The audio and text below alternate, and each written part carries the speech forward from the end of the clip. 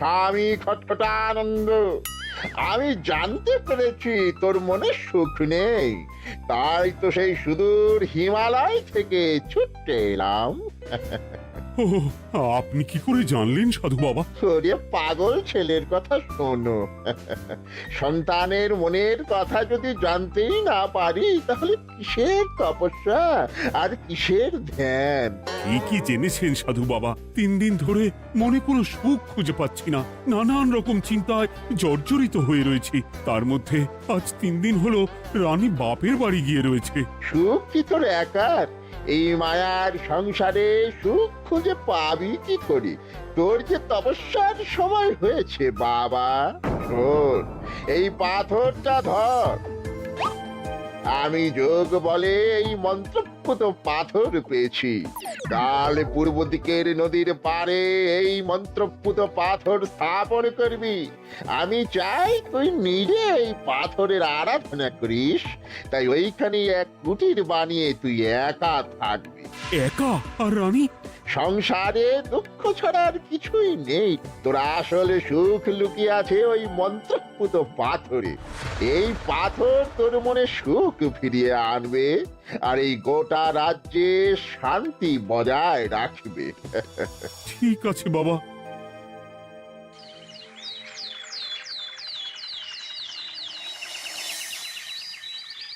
জয় বাবা খটখটানন্দের জয়।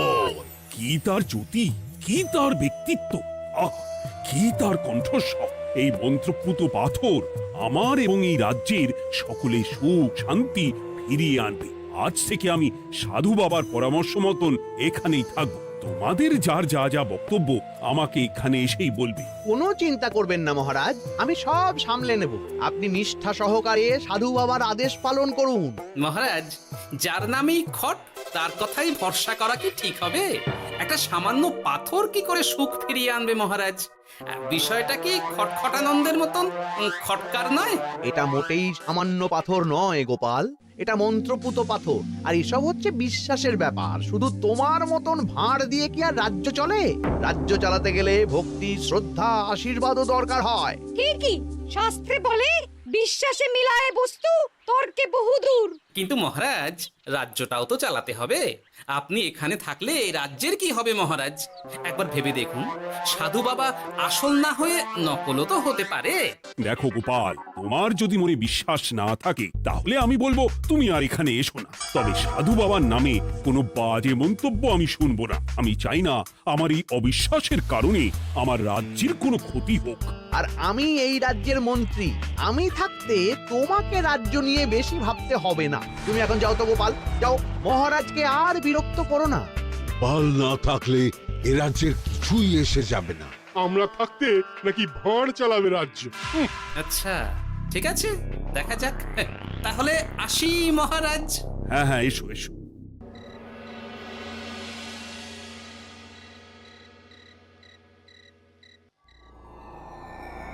মহারাজ, রানী, তুমি ফিরে এসেছো? এ আমি কি শুনছি মহারাজ? আপনি নাকি প্রাসাদে ফিরবেন না ঠিক করেছেন? হ্যাঁ রানী, তুমি ঠিকই শুনেছো। আমি আর প্রাসাদে ফিরবো না। আমি এখানে থেকে ওই মন্ত্রপুত পাথরের আরাধনা করব। কে না কে এসে আপনাকে বলল আর আপনি প্রাসাদ ছেড়ে এই কুটিরে থাকবেন? আপনার শরীর খারাপ করবে মহারাজ, আপনি ফিরে চলুন। কে না কে নয় রানী, স্বামী খটখটানন্দ খুব বড় সাধু। উনি যোগ বলে আমার দুঃখের কথা জানতে পেরে সেই হিমালয় থেকে ছুটে এসেছেন আমাকে ওই পাথর দিতে। তুমি আমায় ফিরতে জোর করো না রানী। আর আপনার রাজ্য, আপনার প্রজারা, তাদের কি হবে মহারাজ?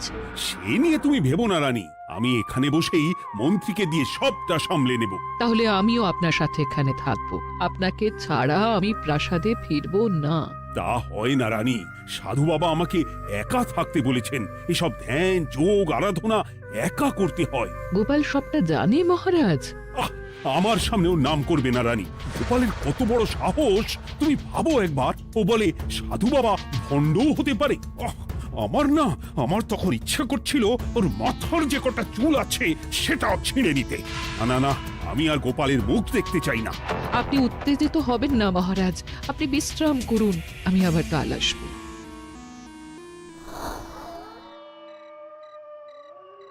রাতের হাটেও সবজির যা দাম বেড়েছে, এরপর শুধু এক বেলা খেয়ে থাকতে হবে।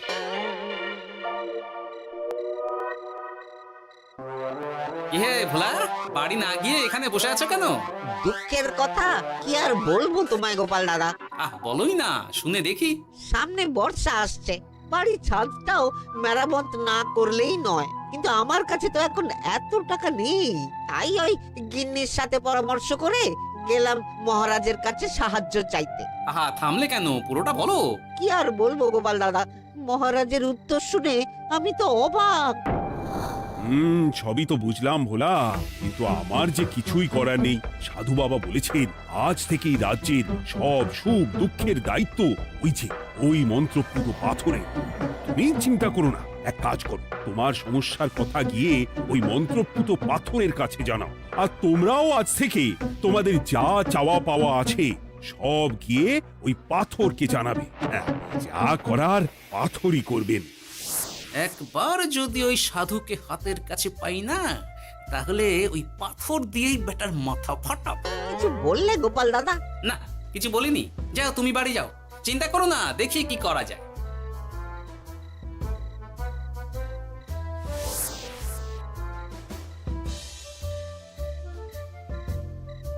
কি ব্যাপার, এত রাতে বটা ঘটা মন্ত্রীর বাড়িতে কি করছিল?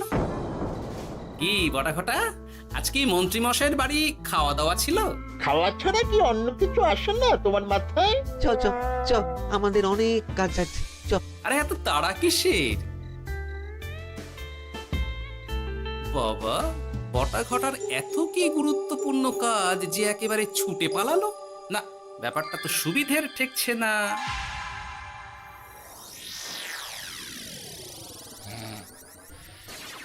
রাজা কৃষ্ণচন্দ্র, ওঠ বাবা, আমি এসেছি।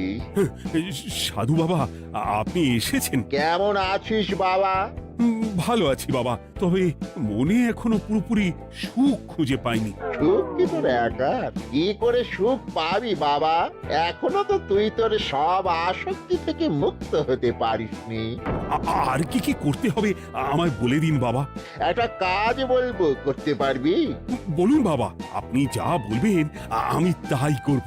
এই রাজপাট তুই ছেড়ে দে, এসব থেকে নিজেকে মুক্ত করে তুই তোর সাধনায় মন দে, দেখবি তার ফল তুই পাবি। কিন্তু তাহলে রাজ্যের কি হবে? কে দেখবে সাধু বাবা? কেন, তোর মন্ত্রী, ওর থেকে ভালো লোক তুই আর পাবি না। ওই হচ্ছে তোর আসল শুভাকাঙ্ক্ষী, আমি যোগ বলে জানতে পেরেছি। আচ্ছা, তাই হবে। আর আর ওই গোপালটাকে যদি পারেন একটু সাহায্য করবেন বাবা। ওই তুচ্ছ গোপালকে নিয়ে তুই চিন্তিত হোস না, ওরে বুড়ি মন্ত্রী মশাই ফাটাবে। তুই যা, ঘুমো।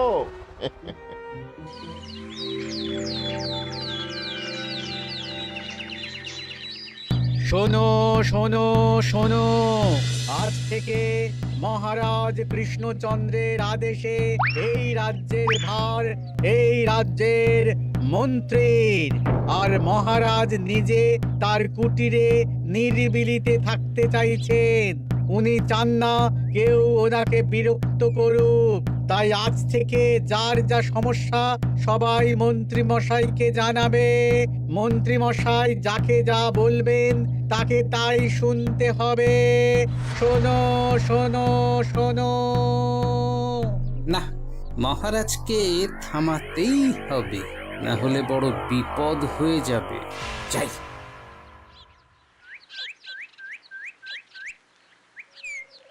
মহারাজ, এই ভুল আপনি করবেন না। মন্ত্রীর হাতে রাজ্যের ভার দিলে রাজ্যের সর্বনাশ হবে মহারাজ। দেখো গোপাল, আমি যেটা করেছি সেটা ঠিক বুঝেই করেছি। আমার সিদ্ধান্ত আর বদলাবে না। আর এই বিষয় নিয়ে আমি তোমার সাথে কথাই বলতে চাই না। মহারাজ, গ্রামবাসীরা আপনার এই সিদ্ধান্ত খুশি মনে মেনে নেয়নি। সবার কথা একবার ভেবে তারপর সিদ্ধান্ত নিন মহারাজ।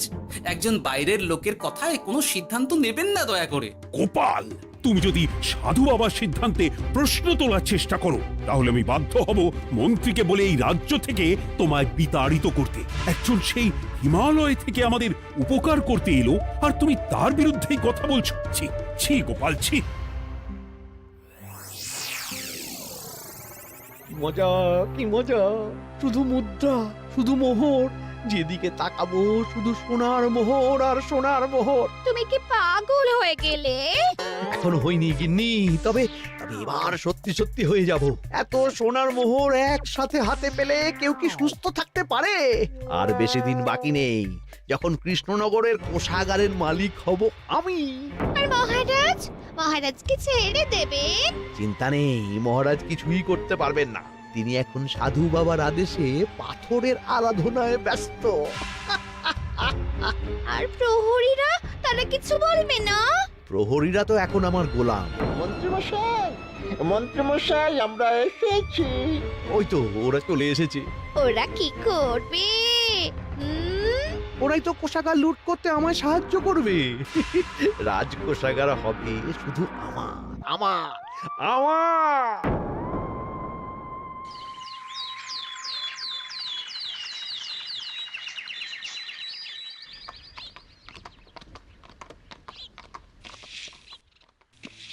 গোপাল, রানীমা, আপনি আমায় ডেকে পাঠালেই তো পারতেন। রাজ্যটার যে কি হবে গোপাল? মহারাজের উদাসীনতায় মন্ত্রী তো সব লুটে পুটে একাকার করে ছাড়বে। তুমি কিছু একটা করো গোপাল। সে তো আমিও বুঝতে পারছি রানীমা, কিন্তু হাজার চেষ্টা করে ও মহারাজকে বোঝাতে পারছি না। মহারাজ সাধু বাবার পাল্লায় পড়ে আর কিছুই বুঝতে চাইছেন না। এই রাজ্য আর মহারাজকে একমাত্র রক্ষা করতে পারবে তুমি গোপাল। কিছু একটা করো। কি হয়েছে, তোমরা হট্টগোল করছো কেন? তুমি আর একটা বিহিত করো গোপাল দাদা, আমরা তো আর থাকতে পারছি না। তুমি এর এক বিহিত করো গোপাল। আচ্ছা, কি হয়েছে বলবে তো? মন্ত্রী মশাই সবার কাছ থেকে অগ্রিম কর চেয়েছে। সে প্রহরী পাঠিয়ে সবার বাড়ি বাড়ি বলে এসেছে দুদিনের মধ্যে অগ্রিম কর না দিলে সবাইকে ধরে কারাগারে ভরে দেবে। একে তো আমরা কোনো সাহায্য পাচ্ছি না, তার উপর আবার এই জুলুম কি করে মেনে নেব বলো তো গোপাল দাদা? আমাদের বাঁচাও গোপাল দাদা, আমাদের বাঁচাও, না হলে এই মন্ত্রীর জুলুমে আমরা সবাই মারা যাব। হ্যাঁ গোপাল, তুমি পারবে। কিছু একটা করো গোপাল, এই রাজ্যটাকে বাঁচাও। না, আর নয়, এবার এর একটা বিহিত করতেই হবে। শোনো, তোমরা সব নিজের নিজের বাড়ি যাও, আমি দেখছি কি করা যায়। মন্ত্রী দুদিনের মধ্যে কর চাইছে কেন? ওর আসল উদ্দেশ্য কি? না, বিষয়টার খোঁজ নিতে হচ্ছে। পুটি, এই পুটি। গোপাল দাদু, তুমি? শোন, একটা কাজ আছে বুঝলি, বটা ঘটার উপর নজর রাখতে হবে। পারবি তো? হ্যাঁ হ্যাঁ দাদু, এটা আর কি এমন কাজ? এই তোর হাতে ওটা কি রে? ও এটা পুতুল, বাবা এনে দিয়েছে। পাথরটা খুব চেনা চেনা লাগছে, কোথায় যেন দেখেছি। কোথায়? রে, সাধু বাবার দেওয়া পাথর। আরে এটা একই পাথর মনে হচ্ছে। এই তোর বাবা এটা কোথায় পেয়েছে রে? তা তো জানি না, তবে শুনেছি পাশের গ্রামে। বাহ, পাথরগুলো দেখতে তো খুব সুন্দর। এই সব পাথর তোমার? আজ্ঞে হ্যাঁ, আমি এই পাথরের মূর্তি বানাই। এই পাথর কি তুমি বিক্রি করো? না না, শুধু পাথর তো বিক্রি করি না। এটা কি? ও ওটা ওটা আমি আমার সব পাথরের একটা চিহ্ন দিয়ে রাখি। এতে বোঝা যায় যে এই পাথরের মূর্তি আমার তৈরি। বাহ, চমৎকার কাজ করেছো। তোমাকে যে কি বলে ধন্যবাদ দেব তুমি জানো না। কৃষ্ণনগরের কত বড় উপকার তুমি করলে। গোপাল দাদু, ও গোপাল দাদু, গোপাল দাদু, গোপাল দাদু। কি ব্যাপার, এত সকাল সকাল? ভালো খবর এনেছিস মনে হচ্ছে। শুধু ভালো নয় দাদু, একেবারে গরম খবর। দাদু, রহস্য আমরা ফাঁস করে ফেলেছি দাদু। বলিস কি রে? শুনি শুনি। কাল রাতে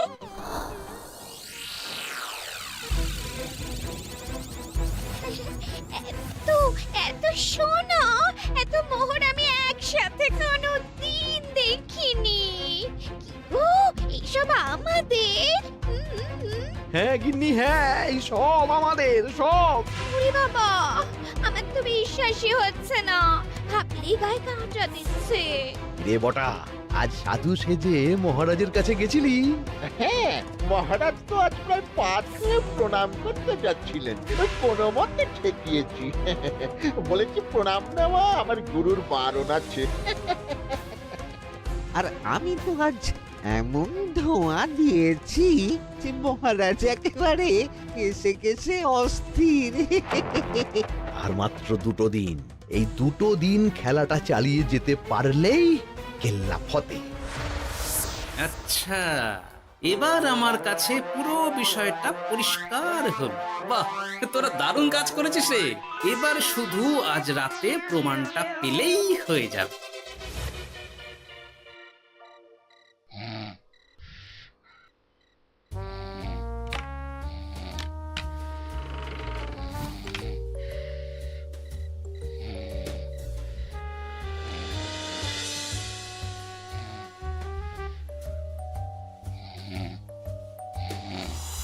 এই তো একে একে 2 মিলে যাচ্ছে। বাবা বাবা বাবা, এবার খেলা জমবে।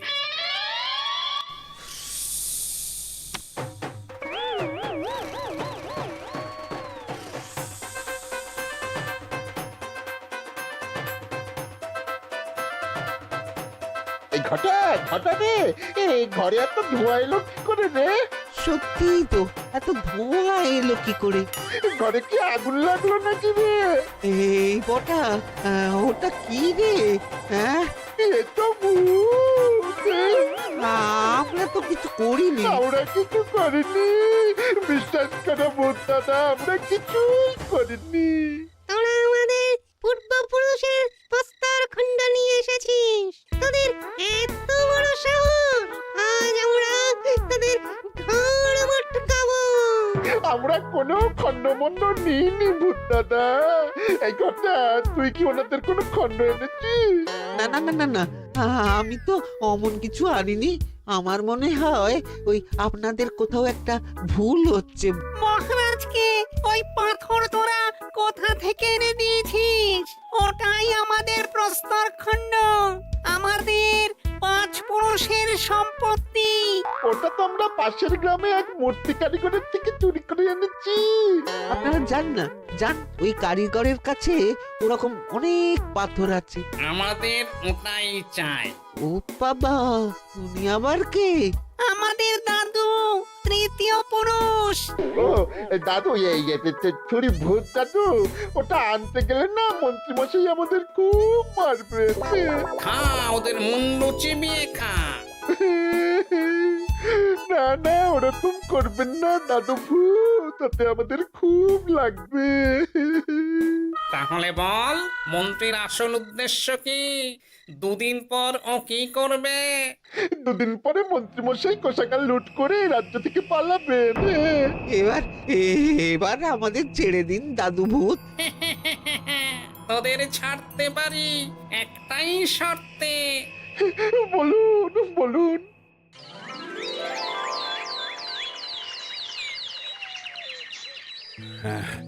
রাজ্যের পরিস্থিতি কি? প্রজারা সবাই ভালো আছে তো? হ্যাঁ মহারাজ, সেসব নিয়ে আপনি একদম চিন্তা করবেন না। বাবা, আপনি এসেছেন?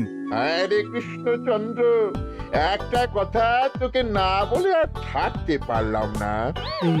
এটা আবার কে রে? বলুন বাবা। এই মন্ত্রীকে এই রাজ্যের দায়িত্ব দিতে বলে আমি বড় ভুল করেছিলাম। আসলে এই মন্ত্রী হচ্ছে চোর।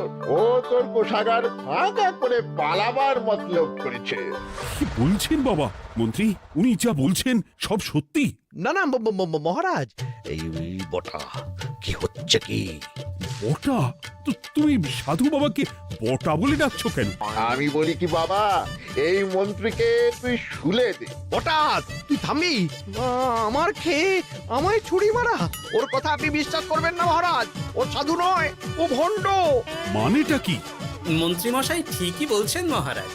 ও সাধু নয়, ও কৃষ্ণনগরের বটা। এসব আপনার আদরের মন্ত্রীর কাজ মহারাজ।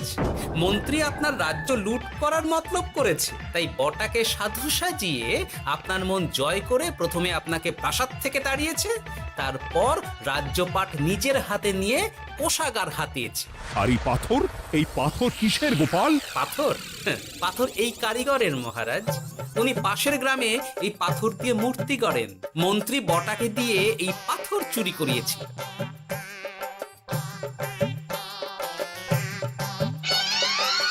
ওই পাথর আমার মহারাজ। আমি তোমায় ছাড়বো না মন্ত্রী, তোমায় আমি শুলে দেব। প্রহরী, প্রহরী! কেউ আসবে না মহারাজ। প্রহরীরা এখন আমার কথা ছাড়া আর কারোর কথা শুনবে না। আমি এখন আপনাদের সামনে দিয়ে আপনার কোষাগার নিয়ে চলে যাব, আর আপনারা শুধু দাঁড়িয়ে দাঁড়িয়ে দেখবেন। কই রে ন্যাপলা পুঁটি গুলটে মন্ত্রীকে বেঁধে ফেল। এত সোজা নয় গোপাল, দেখবে? প্রহরী, প্রহরী! চেঁচান চেঁচান, আরো জোরে চেঁচান, কিন্তু ফল হবে না। আপনার